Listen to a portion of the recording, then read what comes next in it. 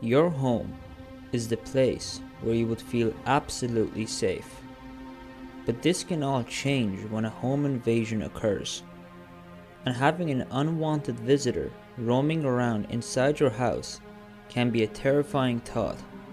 And sometimes these home invasions end with horrible things happening to the members of the household. Today, we count down the top 4 creepy and unsolved home invasions. Number 4. The Spring Break Serial Rapist. Between 2000 and 2008, 2 universities in Kansas were terrorized by a serial rapist who attacked at least 13 students in their off-campus homes. 8 of the sexual assaults happened in Manhattan, where Kansas State University is located, and another 5 happened in Lawrence, which is the home of the University of Kansas.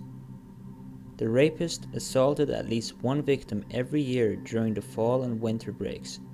It was believed that he scoped out the houses and the individuals first in order to find a way into the house, such as an unblocked door or window. The rapes would usually happen between 2 a.m. and 4:30 a.m. and were committed by a masked man who was armed.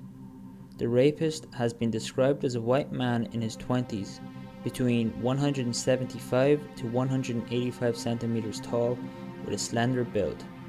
No one has been arrested, and the spree of home invasions apparently came to an end in 2008. Number 3. Wine and McLennan home invasions. On November the 21st, 2008, police were called to a house fire in Franklin Township, Pennsylvania. Inside the house, they found the body of 82-year-old Noble Wine. At first, it was thought he died from smoke inhalation until they discovered a gunshot wound. His death was ruled a homicide, and the fire was probably started to cover up the murder. Sadly, this wasn't the only rural Pennsylvania home to be invaded with deadly consequences.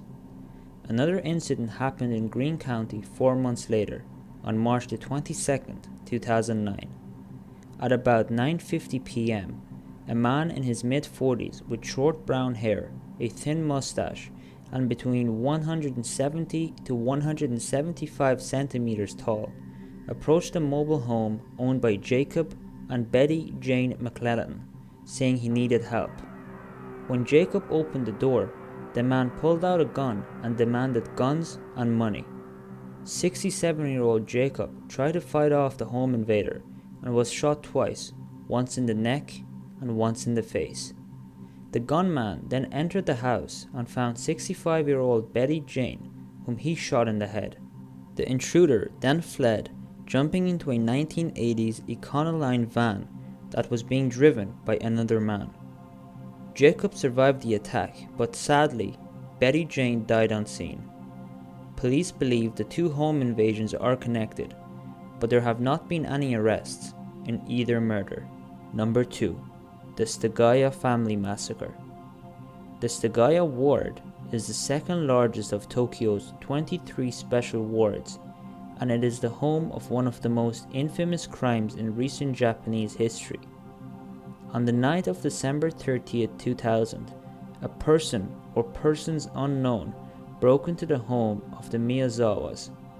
Once inside, they stabbed to death 41-year-old mother, Yasuko, and her 8-year-old daughter, Nina, and strangled her 6-year-old son, Rei.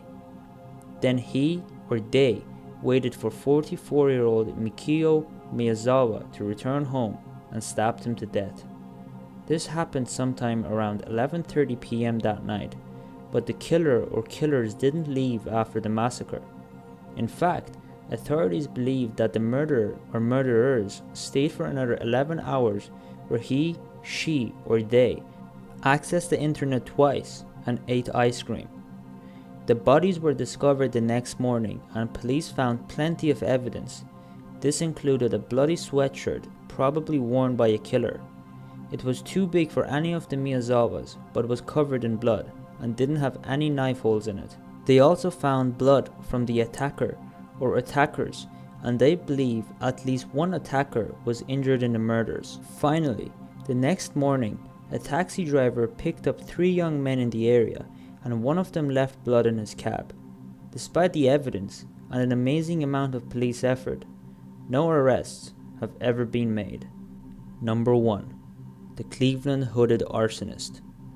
On December 10, 2013, Aona Davis was babysitting her 2 nieces, 7-year-old Glacia Ramsey and 2-year-old Peaches Christberg, in Cleveland, Ohio, in a house that was converted into 4 apartment suites. Sometime around 9:35 p.m., a man wearing a hood forced his way into the apartment and locked Davis in the bathroom. A short time later, she started to smell smoke, so she broke out and ran to a neighbor who called emergency services. The police were the first to arrive on the scene, and sadly, they discovered the bodies of the 2 little girls in the bedroom of their upstairs apartment. They had died from smoke inhalation. The police are unsure why the home invaders started to fire on the first floor after locking Davis in the washroom. The house and the residents didn't appear to be the source of the trouble. The police had only been called to the house once since 2008, and the reason they were called was because the girl's mother, Sashana Frey, had been robbed at gunpoint in front of the apartment. At this point, there have been no arrests, and the arsonist remains on the loose. So that's it for today's video. Thank you so much for watching, and I hope you've enjoyed it. As always, make sure to tune in again tomorrow for another brand new episode.